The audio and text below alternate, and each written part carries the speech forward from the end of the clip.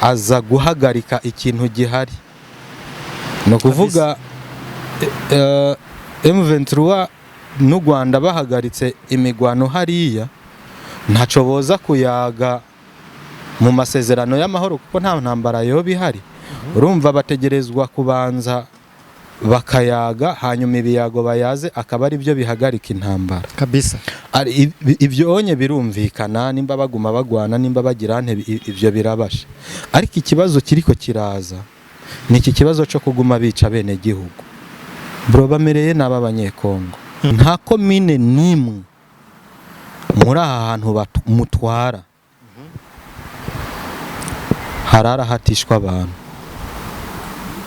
Isigura yuko ntimuhemba abakozi, ariko naha mwafashe ntimushoboye gucungera umutekano w'abantu. Aho onye ntuzenye nanga bari bamubajije ikibazo cy'ubutunzi ni iki, atangura kwivugisha ngo ukuntu ngo leta ya Kongo ngo ari ibafashe mu nda, bamubwiye ati nimwe mu twara ngaha, atangura kwivugisha ngo ukuntu ngo za Warikare ngo za Kisangani hose ngo abene gihugu ngo bagize gute ngo bifuza ngo yuko ngo M23 wange hafata ngo akaba ari yihatwara. Umenyesha amakuru aramubwira ati abo bene gihugu bo byifuza gute.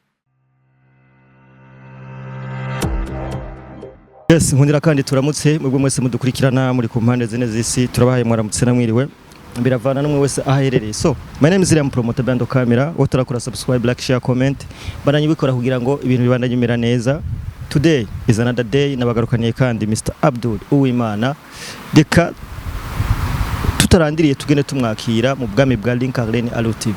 Bwana Abdul, karibu cyane. Asante sana bro, asante sana Liam Promoter. Umeze neza? Mambo vipi? Arabunambwe cyane ngo Abdul. Abdul jewe ngo nzomwandikira umunsi naronse. Wamakari kashikiwe. Niba gikorereko. Rega bamenye kwa umuvugo wawe. Amajambo menshi kandi rero. Tuze tura Rega ni nkonki bikeneye amavuta. Hajya rega. Yewe. Ni modoka kugira igende ikenera essence. Ntibashamo amavuta burya. Barayoza bakabanza bakakora umuti kugira ize gutogota neza. Barabyumva hariyo bitwa ba Elias katwaramutse cyane. Turabaramukije. Ahubwo amazina y'aba top followers bacu tuzoza turavuga mbere yuko ikiganiro gitangura. Tunabasuhuza. Mani bahezagire cyane. Yego. Abdul. Ya. Meze neza ariko. Meze neza bro. Nemeze neza ndashima Nyagasani. Twabonye Imana yugurura.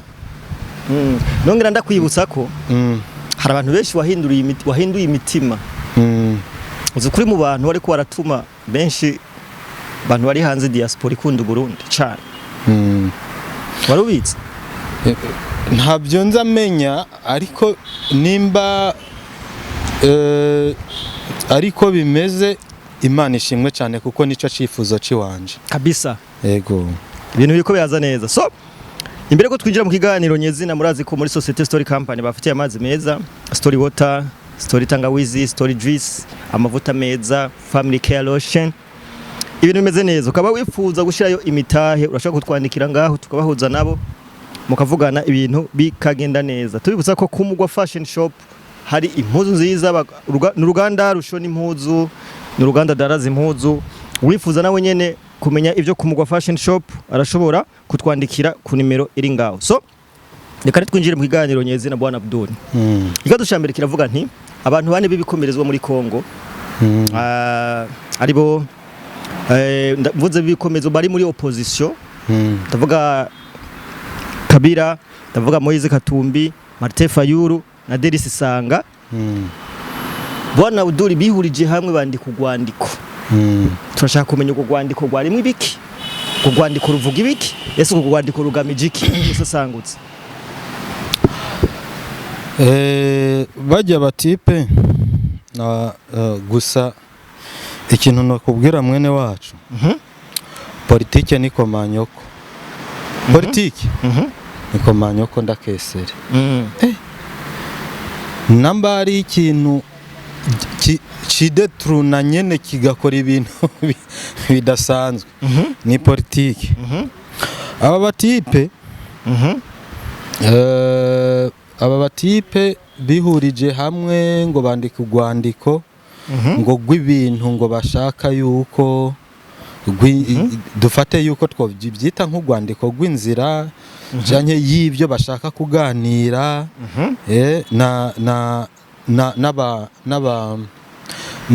na opposition yose ya Kongo n'abakongomani bose. Ariko urugwandiko ugiye kururaba neza urabizi yuko muri bajya batipe harimo abantu dufate nka Kabila. Buriya Kabila numwe mu bantu bagirizwa ibyaha byinshi. Rero bimeze yuko bameze nk'abantu bashaka ibiganiro vy'amagaburanyama, vya bindi vy'amagaburanyama n'ibiganiro na cane cane abo bantu bafise ibyaha byinshi bagire nk'ukuntu baganira hanyuma ibyo bakoze bimere nk'uko leta ya Kongo canke intuzenye amasentare mpuzamakungu abitorere bise nk'uko vyibagiye kugira batangure ibindi bishasha. Urumva nk'ibyaha bafise ntibabiharugweko. Ariko igitangaje sico kuko ivyonye abanyepolitike benshi baba bakoze ibyaha barabikora kugira ngo ibyaha byabo bisibwe. Ariko igitangaje sico. Igitangaje ni bande?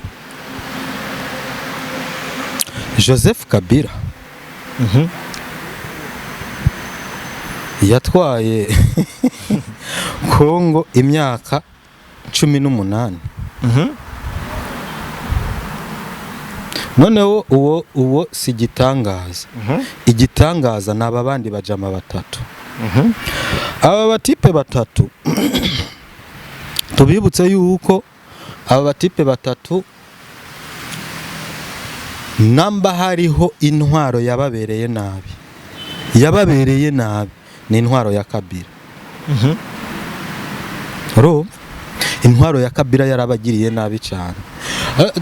Urazi yuko nka Moise Katumbi yamaze imyaka ishika kuri 3 mu buhungiro, baramukura ko passport. Urabyumva? Abiyo cyagihe uyu ntuzenyi Derise Sanga urazi yuko ni abamuzi umengo n'umuntu yagwanye muri RCD. Ni RCD ijya RCD. Bro numwe mu bantu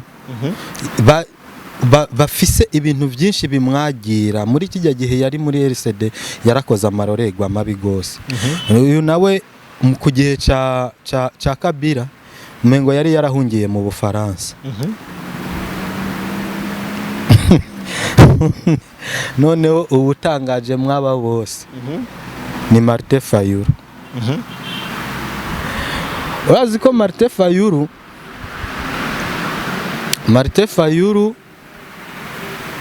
kwanza tubanze duheraheze aba bantu bose ndakubwiye Derise Sanga na Moise Katumbi ni Kisekedi yabagaruye muri Kongo.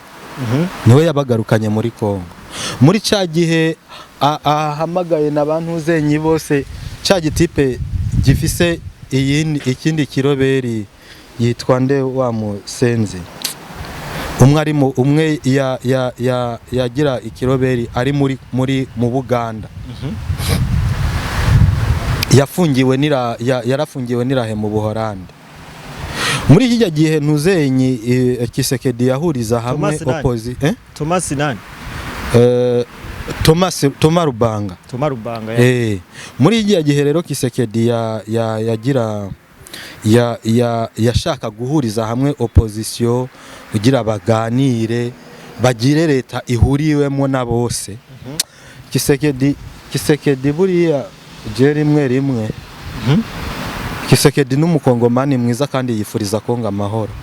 Kuko uravye ibintu byose yakoze mugaba abanyekongo baba politiciens ntibabishime.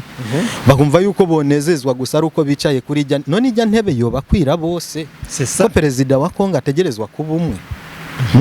Arabegeranya abo ba Moise Katumbi arabazana. Urumva? Abakura ko ingorane bari bafise abagarukana muri Kongo. Urumva? Ababwira ati rero ni muje hamwe mwige ukuntu Kongo yoba imwe twese tukagira ubumwe hanyuma tukubaka Kongo. Hamwe baca batangura gutoroka ari bajya ba Thomas Rubanga bajya gushinga ibiro beri mu Buganda bivugishijwe ngo babanyuruje. We barakunyuruza ukagaruka uri umuroberi. C'est ça. Burya iyi si iragoye. Urumva Moise Katumbi bro Kabila yarabakubise bajya bajama. Barigeze kugira imyiyerekano kuri leta ya Kabila abantu baravyibuka bamwiyamiriza Kabila barakubiswe barafunzwe. Uyu Martin Fayulu wewe baramukubise n'igitwe bahakwa kukimena. Urumva? Ariko uyu munsi ngo bihurije hamwe ngo bashaka ngo yeah. Urumva?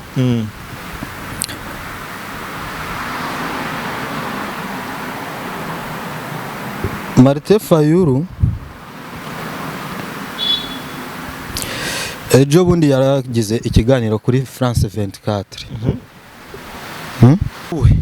Wewe yivugiye yuko ariwe yatsinze amatora muri Kongo. Ngo hama ngo Perezida nani yariho ico gihe Joseph Kabila na Corneille Nangaa. Urabyumva? Bakora ubunyonyezi bamwiba amajwi bayaha Felix Tshisekedi. Urabyumva? Abariwe agira gute atsinda amatora. Urumva Fayulu kandi ibyo bintu subwa mbere tubyumvise ngira warigeze no kumva yuko hariho umutipe wo mu Rwanda yigeze kubivuga avuga yuko uwari yatsinze amatora kijya gihe yari uyu Martin Fayulu. Barayamwiba. None umumenyesha makuru amubaza igituma yihuje n'uwamuhemukiye. Arishura ngo nukubera Kongo, ngo umutekano wa Kongo, ngo yo kwicarana na bananga na ba Kisekedi na ba Kabila ngo kumvo z'umutekano wa Kongo. None jewe nkibaza umuntu yakubujije kuja ku butegetsi watsinze amatora uyo gufasha kurondera umutekano w'igihugu cawe. Niho rero ucubonera yuko politike kweri iyigusize ibigusize.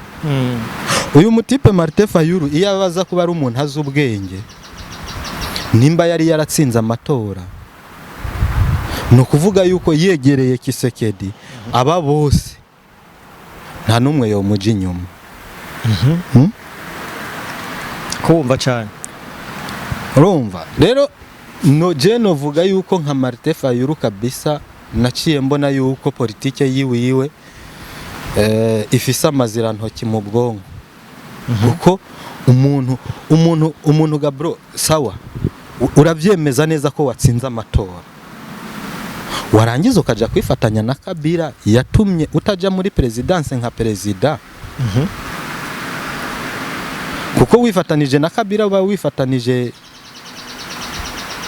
na n'umuntu yagutumye udashika kuvyo wifuza.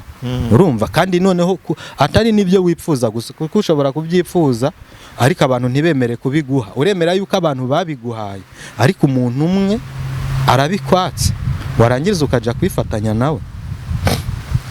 Noneho aba bose kwikusanyiriza hamwe. Urumva? Kuja gushyigikira Kabila yabagiriye inabi ingana kujya, uca ubona ko politike kabisa, politike n'umwanda mukuru kabisa. Bafise politike y'umwanda mukuru. Je rero novuga yuko kabisa aba bantu naraye ndabagaye bihagije. Naraye ndabagaye bihagije kabisa. Tugenda ku kibazo cya kabiri Bwana Abdul. M23 muri Goma na Bukavu bariko babandanya bica abantu cyane. Iki kibazo cyo kibona gute? M23 ejo namye naba aka video ibintu bakoze, numvise ngize akantu kagize, ariko mbo ego turabizi yuko buriya M23 sibyo n'u Rwanda sibyo, kandi bari mu masezerano y'amahoro. Abantu benshi baguma biyumvira ati none ko bari mu masezerano y'amahoro kubera iki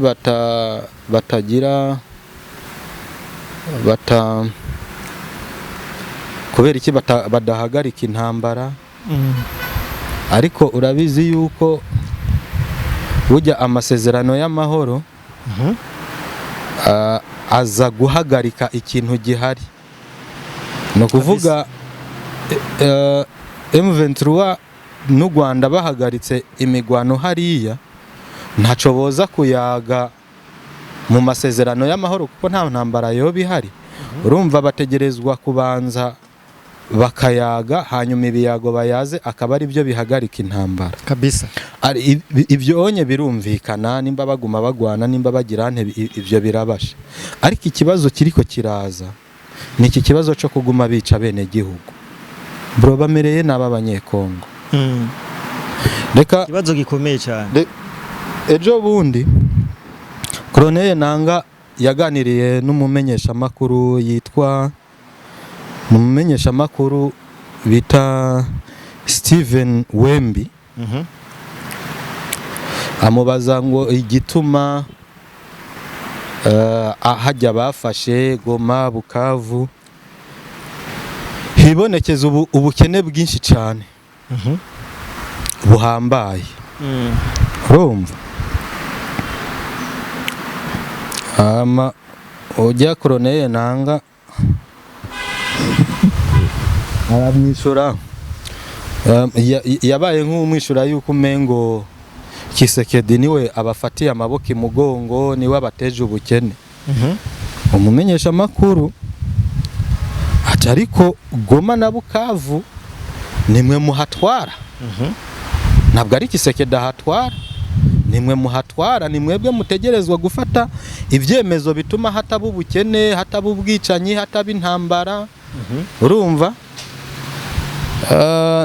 Nanga aramwishyura ati ariko wabibonye abene gihugu bariho bameze neza. Mumenyesha makuru utanka burya abamenyesha makuru ndabakunda. Aramubaza ati none murahemba abakozi?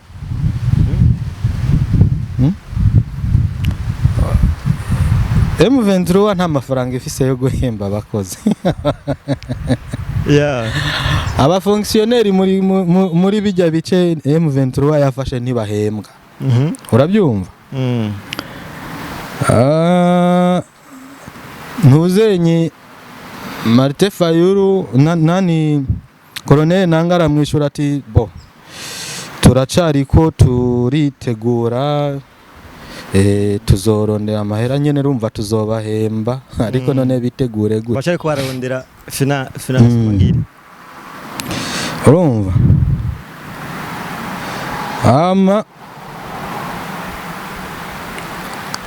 baravuze no ku bintu bijanye n'umutekano. Aramubwira ati jewe mumenyesha makuru, jewe maze iminsi 3 ngaha nta komine nimwe muri aha hantu mutwara harara hatishwa abantu. Bisigura yuko ntimuhemba abakozi ariko naha mwafashe ntimushoboye gucungera umutekano w'abantu. Aho nye ntuzenye nanga bari bamubajije ikibazo cy'ubutunzi ni iki, atangura kwivugisha ngo ukuntu ngo leta ya Kongo ngo ari ibafashe mu nda, bamubwiye ati nimwe mutwara ngaha, atangura kwivugisha ngo ukuntu ngo za Warikare ngo za Kisangani hose ngo abene gihugu ngo bagize gute ngo bifuza ngo yuko ngo M23 wange hafata ngo akaba ari yihatwara. Umenyesha amakuru aramubwira ati abo bene gihugu bo byifuza gute, jewe maze iminsi 3 ngaha ahantu mutwara honyene ntimuhametriza, nta munsi numwe nta komine nimwe yirigwa hadapfuye abantu, irara hadapfuye abantu. None naho mwafashe ntimuhametiriza, mushaka kongera ko za Kisangani za Rubumbashi za Mbujimayi za Kinshasa, naha honyene akagapande konyene kabananiye kugakontrora, abene gihugu birirwa barapfa. Ikibazo umujama agindimi arabura ibyo avuga, ariko kabisa ibi bintu byerekana yuko M23 ntabwo ari abantu jewe mbona yuko bafise ico bomarira Kongo. Bijya bintu ibi bintu abantu baguma biyumvira yuko M23 by'ukuri ari igikoresho gusa cyo cyari kijejwe kugira ngo Amerika igire gute ishike kubyo yashaka hajya, kuko ababirabira kure bemeza yuko buriya M23 yaje hajya ije kwirukana abashinwa. Kubera yuko urazi yuko ibirombe byinshi byo muri Kongo abashinwa nibo babikontrora ku masezerano bari bafitanye na leta ya Kabila, kandi bobo gusa bobo ntabwo bari bajejwe ibijanye n'umutekano. Bobo bari bafise ibyo bumvikanye na leta ya Kabila bazokorera Kongo, urabyumva, ariko bitajanye n'umutekano. So rero nibaza yuko FPR ni ico gikorwa cyayo cha M23, nibaza yuko bagiye hariya bagiye kwirukana abashinwa kugira ngo aho abashinwa bari himukira abanyamerika. Zijya novuga yuko ari intambara ya M23 hariya na leta ya Kongo, nibaza ko ni intambara y'Ubushinwa n'Uburusiya na Amerika kabisa. Bwana Abdul, ikindi kibazo cya gatatu, ejo James Kabarebe yarayihakanye M23, avuga ko iyo M23 ntiyaje komoka mu Rwanda, yaje komoka iva mu Buganda. Bisigura ko yarahejeje kuyihakana. Ibi turabihuza n'ibyo President Kagame yavuze mu minsi yahera, aho nawe yagerageje kuyihakana. Ndavuga ati ikibazo canje kiri ngaha, M23 ikava muri Kongo igatsindwa, uboneza kwerekeza mu Rwanda, ibyo biraza kumera gute? Oya, ibintu byose biriko biraba kuri bajya bajama, urabona yuko ari ibintu birimwo akantu ka kenge babakinye intuzenyi, cyanye binashoboka yuko ariyo mpamvu baguma bagwana basi kugira nabo bagire gute bageragezwe kumva, kuko urabona yuko amasezerano ntuzenyi leta y'u Rwanda yagiye kugira na leta ya Kongo na M23 irimo. M23 ejo bundi baheruka kwitaba gusa hehe hariya intuzenyi Idoha muri Qatar, barabatumye ko mugabo, kandi iyo birabye ubona yuko hari abantu byitwa yuko ari abashefu muri M23 batigera bagenda hariya. Nka Colonel Nanga ntarigera ava muri Kongo ngo agiye ngo mu bintu by'ibiganiro. Nimba babona ari kijuja atabyo yoshobora kuganira, nimba bigenda gute ntabyo ndamenya. Gusa ntuzenyi umushiranganje w'u Rwanda w'ububanyi n'amahanga yarayavuze yuko bijya biganiro biriko birabera Amerika bizohurizwa hamwe n'ibyaganiriwe i Doha n'ibyaganiriwe bya biganiro bindi bagiye bagira by'i Rwanda na hehe. Uyu munsi urazi yuko bafise umuhuza mushasha ari Perezida Umengo wa Togo nimba ari Fore Nyasimbe. Bavuga yuko rero bazobihuriza hamwe, urumva bazobihuriza hamwe. Ariko iyo uraba neza ku meza y'intuzenyi y'ibiganiro hariho ukuntu ka M23 bagati nyuma biboneka yuko ataco kari, urumva. Rero nimba batanguye kuyihakana M23 vyerekana yuko M23 ishobora kuzogira ibibazo, kandi koko nibyo M23 urabizi yuko nkujya ntuzenye ujya mu generali atwara igisoda ntuzenye Makenga muri 2013 none ntuzi yuko yari yarahungiye mu Buganda igihe Kabila bakubise bagahunga bari bahungiye mu Buganda. Rero nibaza yuko baratanguye kubihakana, ariko nibaza yuko harimo utundi tuntu tw'udutego tuzogenda turamenya imbere gatoya.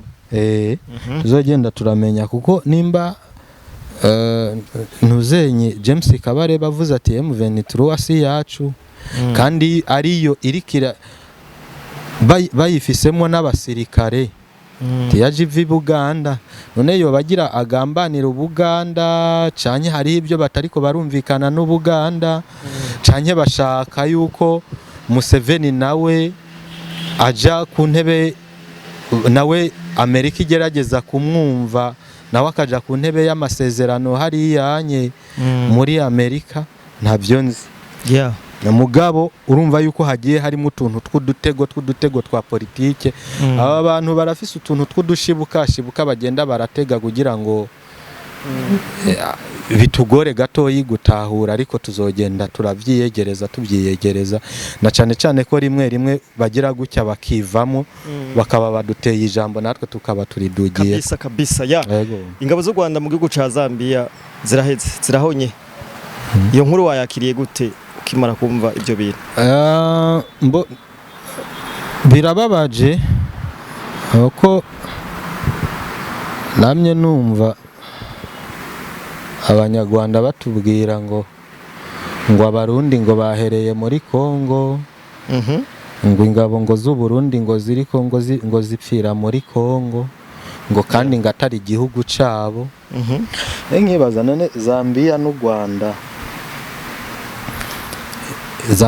Rwanda none muri Zambia ni imwe muri province z'u Rwanda ko ari igihugu kiri ngaho hirya ya Tanganyika. Ariko birababaje kuko bajya abantu nyene abantu bapfiriyeyo bafise imiryango, shobora kuba ari abagabo bafise abana, bafise abagore, bafise abavyeyi, bafise batoyi babo canke bakuru babo canke bashiki babo. So urumva rero mubuza umuntu mu muryango birababaje, urumva koko nibyo birababaje. Ariko kandi n'u Rwanda ruriko novuga yuko itangazamakuru ryo mu Rwanda ivyo ririko rivuga n'ivyabereye hariya n'ibintu bitandukanye, kuko biravugwa yuko kabisa baheze kabisa. Mugabo usanga bariko barakubwira ngo n'abasoda 2 3 kandi ibiharuro vyerekana ko bashitse hafi ijana na abasoda ni benshi, ico gitigiri ni cinshi cyane, ni kinini cyane kuko barakubiswe kabisa. Ebana baratikira. Ariko twihanganisha imiryango yabo yabuze, na cyane yuko birashoboka ko bari ku kazi. Ariko kandi ico kintu nibaza yuko urabizi yuko kimwe mu bintu u Rwanda rukoresha rimwe mwihinguriro rifise ni gisoda gituma binjiza baronka utwo bajya, ni gisoda kabisa. Rero nibaza yuko je ndafise ugwikekwe guko bajya abantu bashobora kuba biteye kugira ngo berekane yuko hajya ahantu bari hari ikibazo, hama amakungu abemerere kuhaguma, bagume ku kazi, kuko kajya n'akazi kinjiza udufaranga. Kandi ku bintu byerekeranye n'amafaranga urabizi yuko RPF cyangwa FPR iba yiteguye gutanga ibitambo byinshi, ariko kugira ngo utuntu tw'utudolari tubandanye twinjira, naho hohonera abasoda 100 ari bo biteye, ntacyo u Rwanda ruba birubwiye si kizima, kuko muri bajya basoda bapfuye none harimo umwana wa Kagame, ugira harimo umwana w'umujenerali yapfiriye hajya wapi ni ba Nyarucari, n'abana ba Nyarucari, ariko biri kose bagumara abana b'igihugu. Hari abana b'igihugu bajya bajama, ivyo ntubabwira ku madolari, barondera amadolari. Je nibaza yuko bashobora kuba babatanzemwe ibitambo byo kugira ngo berekane yuko ahantu bari cyangwa ico bagiye gukora hakiriho impamvu yo kubandanya bagikora, kugira ngo iryo dolari rigume ryinjira mu gihugu cyawo. Tugera kwa cyo cyanyuma cyo dusozera Bwana Abdul. Elon Musk agiye guha igihugu cya Kongo internet ya Starlink. Bintu navyo tubihuze n'intambara ikibera muri Kongo, ikintu kiravuze iki? Rumva urabizi yuko iyi Starlink ndibuka yuko mu minsi heze Elon Musk yari yasabye ko yoyizana muri Tanzania. Nimba ntihenze bishobora kuba hariho ikintu batumvikanye ko n'abatanzania, kubera yuko iyi internet nubwo ari internet, Starlink ikorana na satellite direct, ni ukuvuga ni internet yirukanka ku buryo bw'akataraboneka, niwo nayita 5G. Irarenze ariko ifise ingaruka nyinshi. Nk'ubu hariho ahantu nakuye amakuru avuga yuko umukoresha Starlink mu gihugu, guverinema nta bintu bikora yakoreye ku mbuga ngurukana bumenyi ibifise ubushobozi bwo kubibika ngo bibibanga, baba babifise hajya. Ni ukuvuga ngo igihugu bagihaye gifashe internet ya Starlink, urumva nta banga kiba kigishoboye kugira. Ni internet mboni iranyaruka, abene gihugu bazoyishimira, ariko bakoresheje Starlink bashaka kukugirira nabi biroroshe cyane, kubera yuko biranashoboka yuko bakugira nka bimwe byabaye muri kubanya babandi bariko baragwana na Israel n'inde Palestine. Hariho ukuntu bagutega ibintu muri telefone, urumva igihe bagushakiye n'igihe bagukenereye bagaturitsa telefone yiwawe, we telefone ukazuyikoresha ubona ari telefone mugaba akaba ari bombe. Igihe cyose umwansi yo gushakira akoresheje iyo telefone aca guturitsa. Uwe ko Starlink ari gikoresha bazungu bazanye kugira ngo bashobore gukontrola leta ya Kongo. Ariko niyo Starlink nibi bintu byo ngaha mu karere k'ibiyaga binini. Starlink iwacu turayifise. Uwe ko na Starlink mu Burundi irahari. Ariko ifise abantu bakeye. Urumva? Ariko icyo no kubwira abantu benshi bayirabe neza. Starlink urashika kuko umuzungu ntamenyeko. Kuyanka iyo Starlink kubera yuko ifise ibibazo bikomeye cyane ishobora guteza, kuko Starlink irakontrowe cyane na banyeneyo ku buryo atakintu cibanga yoshobora gutuma ubika. Urumva rero nk'amabanga ya leta biragoye, ni hahandi uza wumva bagutaye ko ibintu byavuzwe n'umuntu runaka canke ibintu umuntu runaka ari karategura muri guverinema utazi ukuntu byagenze. ukumva nimba ari nk'amabanga y'umukuru w'igihugu cyangwa amabanga y'umuntu ameze gute agiye hanze nawe ubwiwe bikamutangaza. Ubundi ariko tuzobandanya tugerageza guhiga turabe nimba ari byiza, ariko ku kijanye na connection mwene wacu iranyaruka Starlink ntaco bisa. Igiye gukorana na nimba ari na sinzi ijya shirahamwe ryo muri Kongo, nimba ari RTL ni abantu bo muri Kongo bayikoresha batwumviriza baraza kutubwira ukuntu gitwa, ngira ni RTL canke iki sinzi. Nibyo bizoca bikorana niyo Starlink, gusa ni ibintu byo kwitondera. Urumva rero ko abanyamerika kandi si Elon Musk gusa, hariho n'abandi bagiye gushora imitahe yabo muri Kongo. Gusa aho abakongomani kuri iki kintu ahantu baza guhatorera koyoko, ntabwo abanyamerika bashobora kuguma bashora imitahe yabo mu gihugu kirimo intambara. Bisigura yuko rero intambara itegerezwa guhagarara na bijya biganiro barimo. Nibaza yuko atari n'ibiganiro by'amahoro cyangwa by'amasezerano bariko barasinya, n'amasezerano novuga yuko ari amasezerano yo gukura u Rwanda muri Kongo kugira ngo iyo mitahe yabo izohagarara ahantu hameze neza hari amahoro. Nibaza yuko icyo cyo aho kuba abanyamitahe b'abanyamerika bariko barashora imitahe yabo muri Kongo, abakongomani bo byishimira kubera bizotuma bagira amahoro kabisa. Yego, reka tugushimire Bwana Abdul. Murakoze cyane. Kadushimira abantu bose ariko baradukurikirana. Wowe turakora subscribe, like, share, comment bandanye bikora kugira ngo amakuru ducisha ngaha uzobe uwa mbere kuyabona. Ukaba wajewe n'ikiganiro urashobora kugira partage, share, ukagisangiza abandi kugira ngo ibintu bigende neza. So turabashimiye cyane. My name is Iriam, promoter behind the camera. Bye bye.